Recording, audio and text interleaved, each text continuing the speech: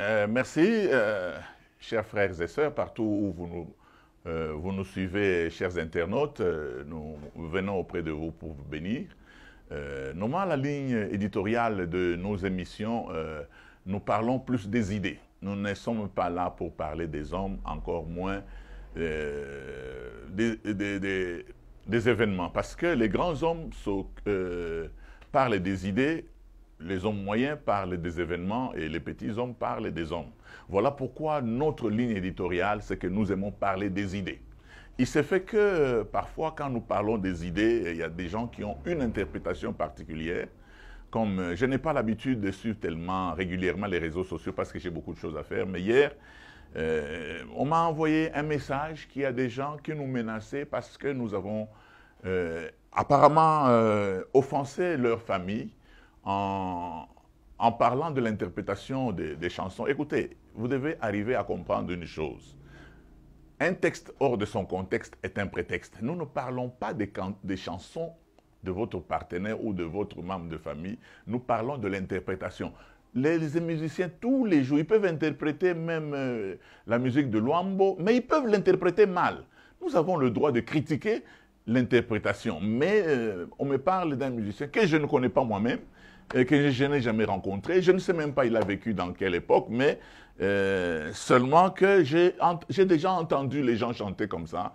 Il s'avère que ce qui me fait moi mal, ce n'est pas qu'il y a eu des menaces. Nous sommes menacés depuis des années par le diable lui-même, par ses adeptes, par les gens mauvais, par des ennemis, par les gens de toutes sortes. Cela ne nous fait rien, mais ce qui nous fait mal, c'est que ça nous fait mal parce que ça ne fait pas partie de notre ligne éditoriale. C'est que les gens estiment que leurs familles ont été offensées.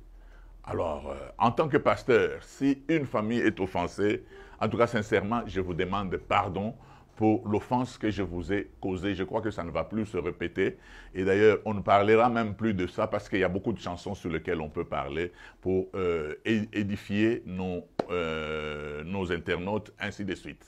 Voilà pourquoi nous faisons ça. Pourquoi? Parce que nous nous disons, le Seigneur demain peut vous visiter et que nous puissions être une occasion de chute ou un blocage pour tous ceux qui voudraient venir prier avec nous.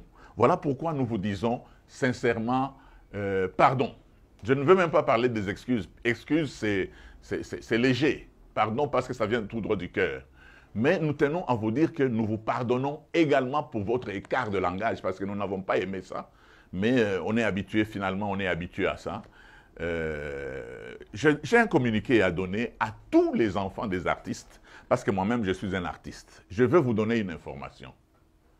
Une œuvre, quand elle est éditée, une œuvre quand elle sort, elle n'appartient plus à la famille, elle appartient à la société. La société a droit de critiquer l'œuvre ou de critiquer en bien ou en mal. Il en est de même de mes ouvrages. Il y a des livres que j'écris, les gens le critiquent en bien ou en mal. Je n'ai pas besoin de les menacer parce que l'œuvre, quand je le publie, il ne m'appartient plus, il appartient à la société. Voilà la chose pour laquelle je voudrais parler parce qu'il y a des gens qui me posent des questions, tout ça. J'ai dit non, on est souvent menacé régulièrement, ne vous en faites pas. Mais seulement, nous avons bien voulu arranger à l'amiable comme chrétiens afin de dire que nous ne voulons pas de problème. Mais les menaces, nous les aurons toujours, toujours, toujours.